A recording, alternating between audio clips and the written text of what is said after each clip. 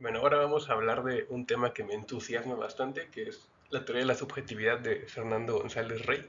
Es un autor que me gusta mucho desde la maestría y con el tiempo aprendí a entenderlo un poquito más y me gusta cada vez más.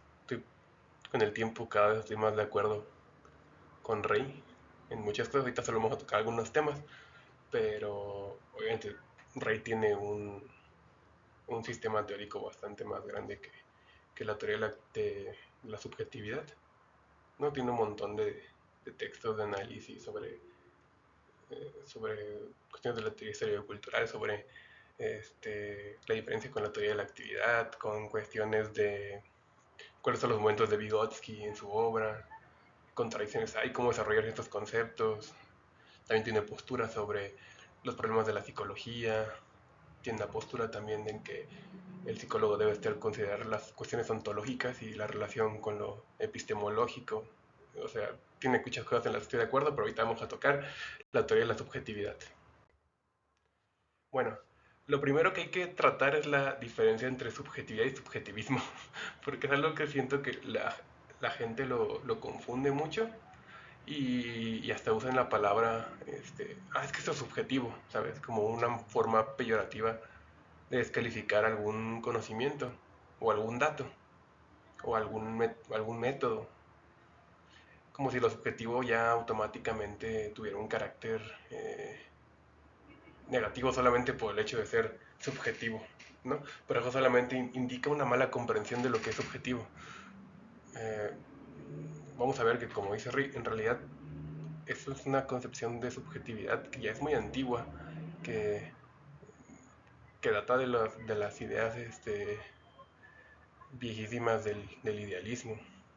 Entonces, ya quien sigue o quien ataca esa postura en realidad ya está atacando algo que ya no existe. Una caricatura, ¿vale?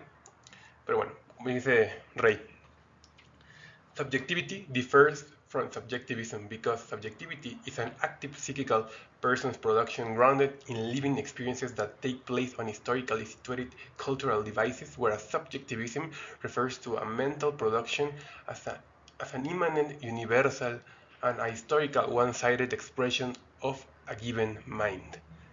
Allí ya tenemos algo muy importante, ¿no? Nos está haciendo la diferenciación. La subjetividad no va a estar aislada del mundo, no va a estar aislada de la historia, no va a estar aislada de un cuerpo, no va a estar aislada eh, de todo. No es una realidad independiente, no es una sustancia ajena a, a la materia. Al contrario, es una sustancia en la materia, es parte de la materia, es un nivel cualitativo dentro de la materia diferenciado. Ujú. No es algo como a veces luego se toma en la filosofía analítica o la... Sí, sí, toda la filosofía analítica se tiene como esta noción vieja de subjetividad, como si fuera una cuestión inmanente de la mente, aislada del mundo, una mera cuestión como reflexiva sobre sí mismo y demás, como algo que no puede ser capturado por nada, que es privado, ¿no? Ese tipo de cuestiones. Pero no, esto justamente es lo contrario. La subjetividad tiene sus raíces en, en la historia, tiene sus raíces en lo cultural, tiene sus raíces en los sujetos concretos reales en el mundo, ¿vale? Bueno, sigamos.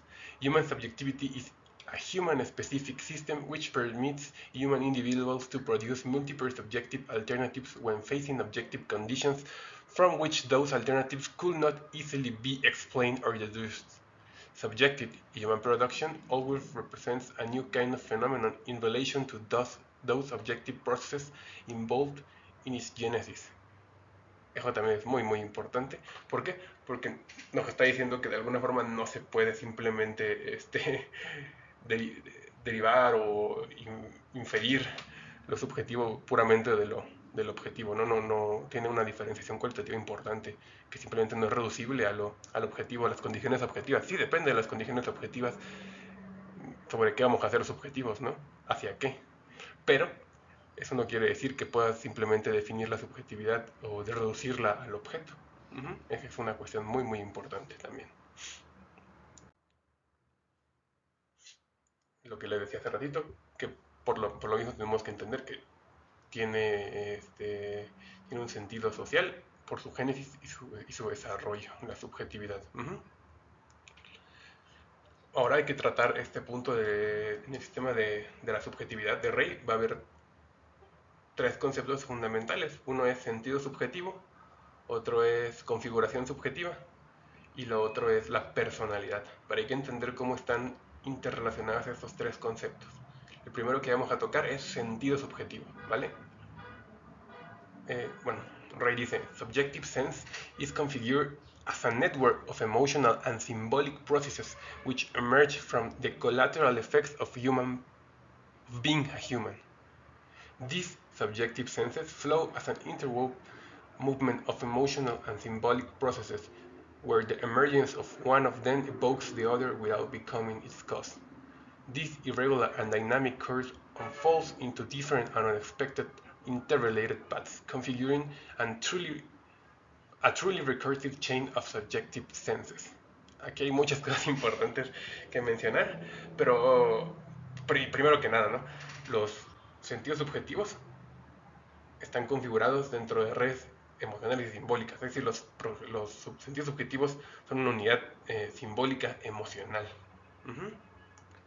que emerge de los y estas configuraciones emergen, digamos, de los efectos colaterales del ser humano, es decir, la interacción, como habíamos dicho arriba, situada de los sujetos en sus vivencias del día a día sobre la realidad social, evidentemente. Ahora, también aquí nos dice algo interesante sobre estos sentidos subjetivos, de que se evocan unos a otros, pero no se evocan bajo una lógica simplemente causal, lineal, simple, ¿no? Sino que se evocan bajo su misma lógica interna. Y eso es importante porque no es reducible simplemente a cuestiones lógicas. Y por otro lado, surge en un proceso recursivo en el cual, dentro de esta configuración estructura en donde existen estos sentidos subjetivos, evocan a otros sentidos subjetivos. Y es un proceso recursivo en el sentido de que el tener uno hace que tengas otro, que a su vez hace que tengas otro, y a su vez hace que tengas otro. Es decir, es un flujo constante, infinito. Bueno, estos sentidos, pues son justo lo que decía, estos sentidos subjetivos son justamente un flujo constante de cadenas simbólico-emocionales que caracterizan la experiencia humana. Es decir, siempre que estamos interactuando en el mundo, tenemos estos sentidos subjetivos que emergen, ¿vale? Y son procesos o cadenas de procesos simbólicos y emocionales que están así una y otra vez, cada vez que ustedes están, pues eso, atendiendo, viviendo en la realidad, ¿vale? Este sentido subjetivo es importante, ¿vale? En sentido dentro de la teoría que está trabajando Rey, que es la teoría una teoría vigotskiana, o desarrollando una teoría vigotskiana, o expandiendo una teoría vigotskiana, porque va más allá de Vygotsky, evidentemente.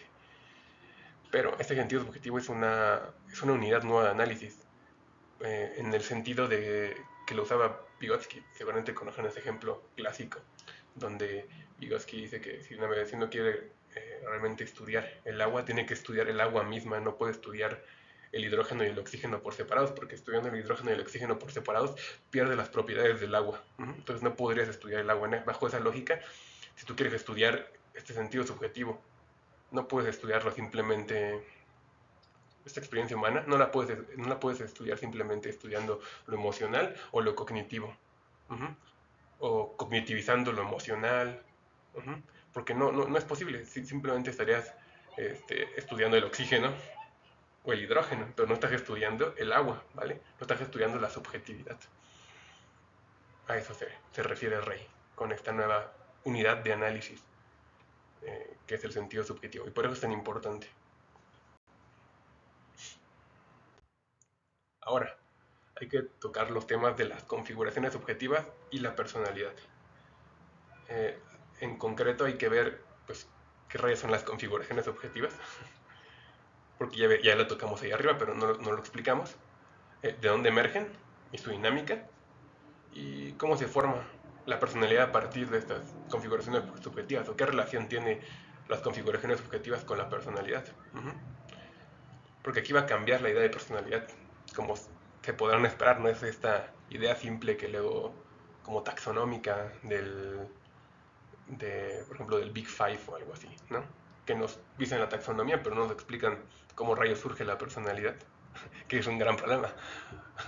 Está la taxonomía, las formas de separar las personalidades, y ahí tienes 5 tipos de personalidades, como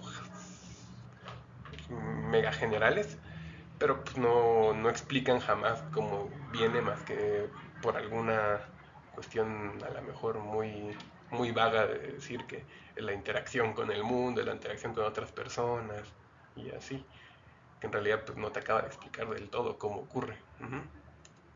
Bueno, sobre esto dice Rey. eh, Subjective configurations are dynamic systems which embody the individual's history through diverse subjective senses, constantly emerging from different lived life experiences in the person's ongoing development. Es decir, las configuraciones subjetivas son la forma en la que se acomodan los sentidos subjetivos en estructuras que se van conformando a lo largo de que los sujetos pues viven su vida humana, ¿vale? Porque hay que recordar que son determinados histórica y culturalmente. Ahora, por lo mismo, como se puede entender allá, no pueden ser reducidas a algo externo al sujeto. O sea, no puedes hablar como de las configuraciones objetivas del trabajo o la educación, porque no son estáticas a una actividad, no son estáticas a un contexto, sino al contrario. Eh, y también esto implica que no son homogéneas a todos, ¿vale? No puedes decir, sí, la configuración subjetiva de la educación y del trabajo son equivalentes para todos. Pues no, eso es evidentemente falso. Que a veces lo hagan las teorías así por simplificarse la vida, sí, pero en realidad así no es la complejidad humana.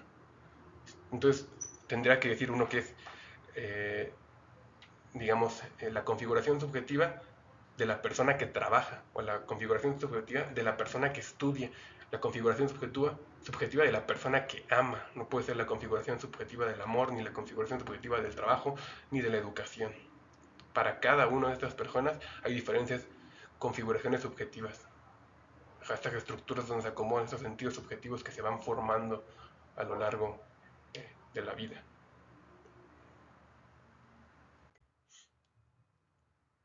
Además, bueno, estas configuraciones subjetivas pues emergen así, como dice Rey. The real basis of human development is the actual subjective configurations as a living and dynamic subjective productions. Those emotions and symbolic processes result from many different life experiences, but they join together in different ways, making up the network of subjective configurations that defines human subjectivity. Entonces, esto es muy importante porque esto es lo que define la subjetividad humana para Rey. Estas redes de configuraciones subjetivas.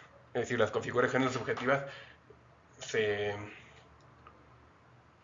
se relacionan entre ellas mismas, así como los sentidos subjetivos se relacionan en sistemas o configuraciones y forman justamente estas configuraciones subjetivas más amplias. Así también hay, digamos, sistemas de configuraciones subjetivas, y es lo que define la subjetividad como tal de la persona. También por eso tiene la ventaja de que al tener su origen en la sociedad, permiten un puente, ¿vale?, entre el contexto actual y la historia de vida de persona. Es decir, el sujeto, en cada momento que existe socialmente, trae a colación eh, configuraciones objetivas que se han formado en otros contextos. Y eso es cierto. O sea, por ejemplo, uno no es, por ejemplo, como agente político, no es tibio o deja atrás su política fuera de otros contextos, ¿cierto? Esas cuestiones las traes a todos lados. y, por ejemplo, otras cuestiones como experiencias previas que hayas tenido sobre la educación o sobre otras cuestiones, las traes a colación en el momento a lo mejor actual. Entonces todas esas cuestiones siempre las traes presente y estas configuraciones subjetivas pues permiten reentender cómo el pasado afecta en el presente, ¿no? Y obviamente cómo tienen una unidad entre lo social y lo individual, no están separados porque emergen justamente en esta vivencia social. Ahora, en cuanto a su desarrollo, eh, nos dice Ray, the expansion of subjective configurations in any domain of human life involved the emergence of multiple new psychological repertoires in such a process which can be understood as psychological development. New functions and subjective senses emerge configuring new qualitative psychological stages. Esto también es fundamental. Y es fundamental en el sentido de que Ray está, digamos, marcando el sentido del desarrollo en función de la emergencia de de nuevas configuraciones subjetivas, es decir, que la formación de diferentes configuraciones subjetivas de diferentes cuestiones de la vida social, en sentido muy amplio, ¿eh? O sea, configuraciones subjetivas de la familia, configuraciones subjetivas de, de la escuela, configuraciones subjetivas del trabajo, de tu profesión, sobre tus amigos, amigas, sobre diferentes autores, sobre diferentes posiciones políticas, etcétera. Todas esas que se van formando implican desarrollo para la persona. Está muy interesante porque ya el desarrollo no lo está midiendo Ray simplemente por algún cambio cuantitativo o un cambio cualitativo simple en una función, sino está tomando un nivel superior de emergencia para poder comprender el movimiento, el desarrollo y las nuevas etapas psicológicas del desarrollo. Lo cual es muy interesante. Es algo que por lo general no hacemos, simplemente tratamos de decir, ok, ¿cómo va desarrollándose la persona en función de cómo van cambiando a lo mejor sus esquemas cognitivos, dirían los tibetanos, o cómo en los vigotskianos, cómo se van formando funciones psicológicas superiores y se acomodan en sistemas, a lo mejor dependiendo de otro tipo de nociones de desarrollo, a lo mejor cómo se va desarrollando las capacidades morales, como en Colbert, o bueno, etcétera, ¿no? La cosa es que son como acontextuales y universales. Y aquí está tomando un punto de desarrollo que es más amplio. No solo en el sentido de que no es universal, sino que es justamente, digamos, a la medida del sujeto, realmente. Y por otro lado, no quiere decir que no implique cuestiones universales de la cognición. Ahorita vamos a ver eh, al final, pero va más allá de eso. Y ahora, finalmente, respecto a la personalidad, dice Fernando, personality, in this definition, can be defined as the systems of subjective configurations concerning a person's more stable relations, activities, and contexts, which are always culturally created. There is a subjective configuration related to our family, to each concrete member of our family, to one's profession, to the school, and so forth. But those configurations do not extend themselves as a chain of separating unities. They are not static intrapsychic entities. ¿Qué quiere decir? Eso es muy importante. Muy, muy importante. Porque ya nos está poniendo primero lo que concierne a la personalidad. La personalidad son sistemas de configuraciones objetivas. Estables. Es decir, aquellas que son lo más significativas para mí, para mi constitución, para mi vida, son lo que definen mi personalidad.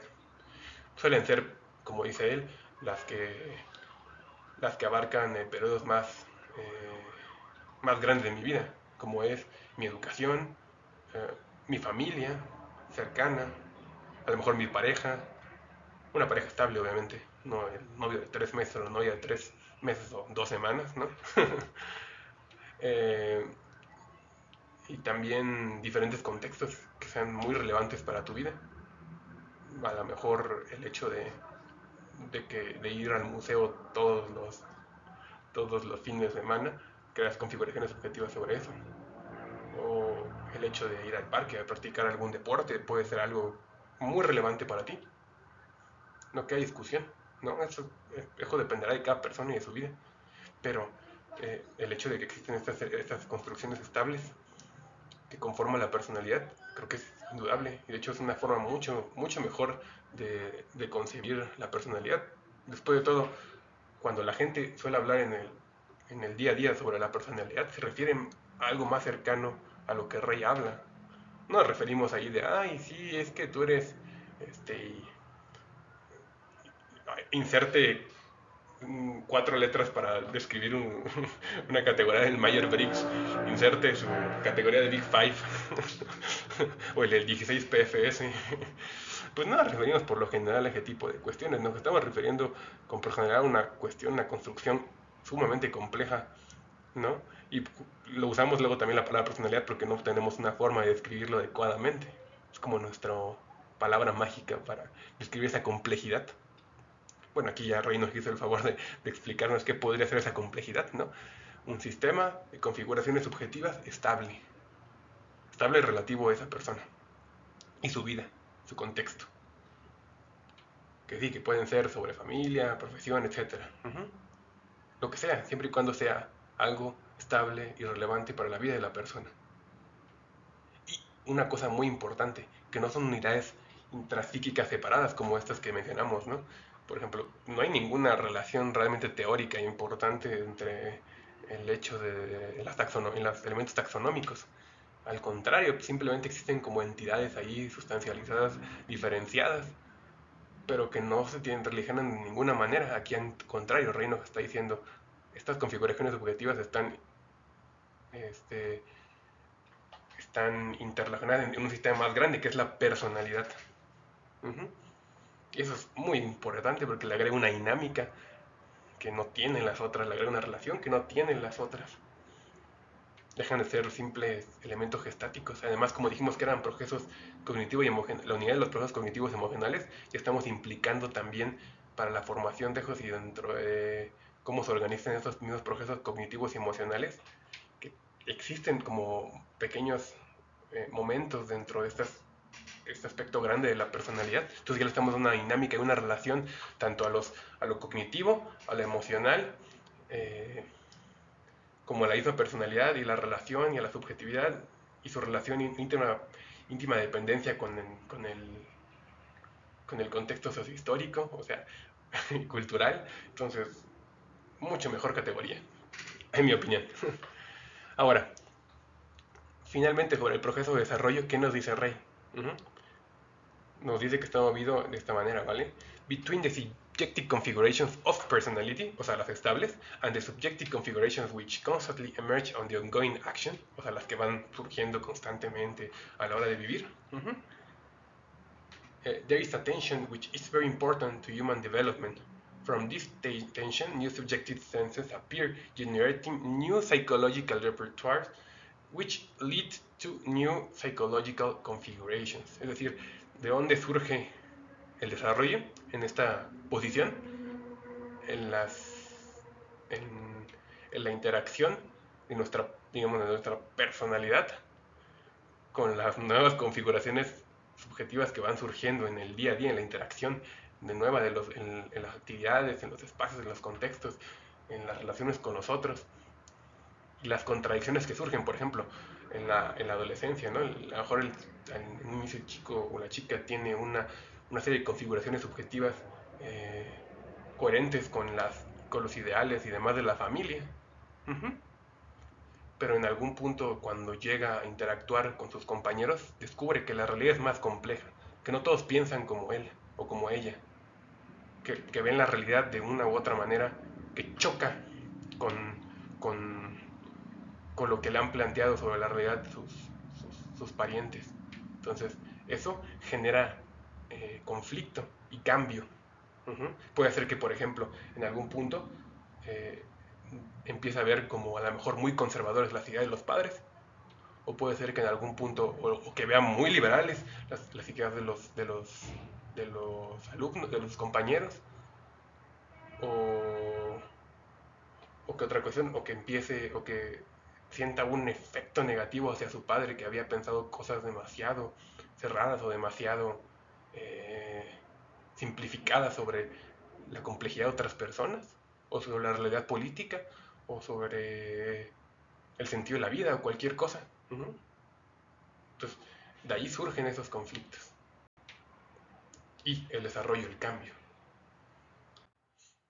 Ahora, esto es muy importante para mí y supongo que para todos los que estemos involucrados en cuestiones cognitivas y demás, donde entonces qué pasa con los procesos cognitivos, ¿vale? Es una cuestión que siempre, pues una cuestión que hay que preguntarnos, porque si me deja decir que dentro de esta teoría no puedo tener procesos cognitivos, pues no, entonces no me interesa, ¿no? Porque al final de cuentas los procesos cognitivos siguen siendo un, una buena categoría que sirve para muchas cuestiones. Sirve para los neuropsicólogos, sirve eh, para estudiar y comparar diferentes especies, sirve para también para entender cómo se van desarrollando las personas y demás, ¿no? Además, es evidente que eh, los procesos cognitivos siguen siendo una realidad efectiva, no es simplemente un concepto ahí que nos sirva o que estorbe. Al contrario, es un concepto que está arraigado en nuestra ciencia y tiene algún valor. ¿Verdad? No por nada chorro mil personas durante tantos años han tratado las cuestiones, ¿no? De procesos cognitivos. Tienen una realidad y una importancia para nosotros, como teóricos, como practicantes, como personas. Uh-huh. ¿Qué nos dice Rey sobre esto? Dice, the psychological functions as expressions of the subject present motives as they carry emotions produced by the thinker's personality. Productive thinking is always a subjective production. On the other hand, assimilation involves thinking as a formal operation oriented towards a reproductive result. Entonces está en una diferencia importante que existe dentro de lo que llamamos cognición y seguramente todo el mundo se ha preguntado esta cuestión. ¿Qué pasa con la diferenciación entre los meros aspectos asimilativos y reproductivos de la cognición? Que son los que por lo general tratan las ciencias cognitivas y demás, con los aspectos no reproductivos, sino productivos, constructivos, generativos de la cognición, porque parece haber una contradicción, ¿no? O sea, como de, sabemos que la gente produce, genera, inventa cosas, es evidente que no habría sociedad, pero de mera reproducción, y tratamos puros procesos reproductivos, entonces hay alguna como contradicción. O sea, la cognición tiene, digamos, esta paradoja, ¿no? Como le gusta decir a Budyakova, que es una filósofa rusa, como de, ¿qué vamos con esta contradicción? ¿Por qué parece ser que hay esta reproducción y por otro lado esta producción, esta generación, ¿no? Tenemos que tener alguna respuesta para eso.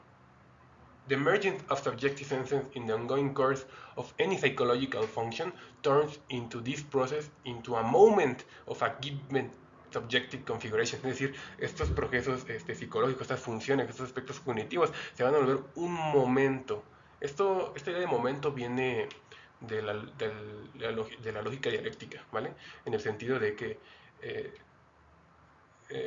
digamos, diferentes elementos se vuelven momentos dentro de de un nivel cualitativamente diferenciado más elevado. Es decir, emergen una nueva realidad superior, digamos, en ese sentido medio ambiguo de productividad. Que no me refiero a que sea mejor, sino simplemente me refiero que, que lo contiene y lo supera. Esa palabra que luego usan los alemanes de Auflebung o Auflebung, que significa sublación, es una palabra muy rara, yo lo sé, es una palabra que casi nadie usa. De hecho, seguramente lo destruí en alemán, lo siento, pero no lo sé pronunciar. Pero es esa palabra que usa Hegel de sublación, de sublar momentos. Es un momento A, un momento B, y luego llega un momento C que incluye los dos momentos anteriores, pero en una nueva diferenciación cualitativa. A eso se refiere. Así funciona, por ejemplo, toda la dialéctica de la fenomenología del espíritu. Ahora, once cognitive functions become a moment of subjective configuration, that configuration rather than cognitive function becomes a motive in itself and assumes a generative character that leads to a truly subjective construction of reality. Entonces, dentro de esa nueva configuración, ya no podemos tratar a la cognición de esa forma, adquirir una nueva cualidad, ¿no? Ya, por eso habla Rey no tanto de cognición, sino de proceso simbólico. ¿Por qué? Porque dentro de esa totalidad más grande cambia su cualidad, como decimos del hidrógeno y el oxígeno, no se mantienen así como son independientes, sino que en su nueva unidad genera algo diferente, en este caso el agua, ¿vale? Entonces, si se fijan, pues, de similar con el oxígeno y el hidrógeno no tiene mucho, si uno lo tratara de comparar así perceptualmente, ¿no? Es como pues, de dónde, cuál es la diferencia, cuál es la similitud, cómo rayos emerge esta cosa completamente diferente. Pues así pasa con los procesos cognitivos.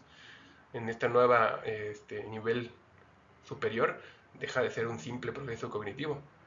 En su mayoría de las veces al contrario, no es un proceso asimilativo, sino eh, más bien eso es raro. Por lo general son procesos simbólicos más complejos. Entonces, obviamente ya implica la imaginación y la creación y otras cuestiones. Tan implicados en ese proceso mismo cognitivo. Y pues eso es todo. Espero que haya quedado claro. Yo sé que este Ray es un poco complicado de entender. Espero haberlo hecho de la manera más simple posible.